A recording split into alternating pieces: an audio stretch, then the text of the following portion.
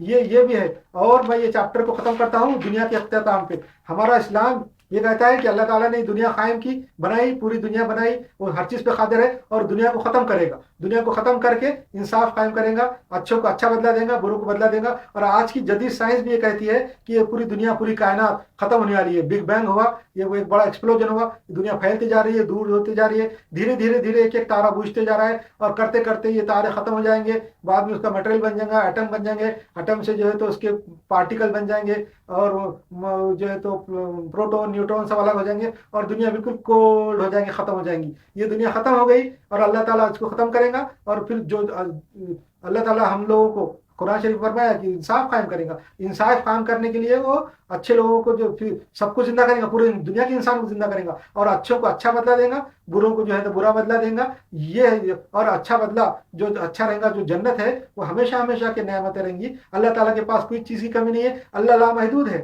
अल्लाह infinity है। इसलिए अल्लाह के पास हमको हमेशा हमेशा रखना और जन्नत में रखना कोई नामुमकिन नहीं है। अल्लाह के पास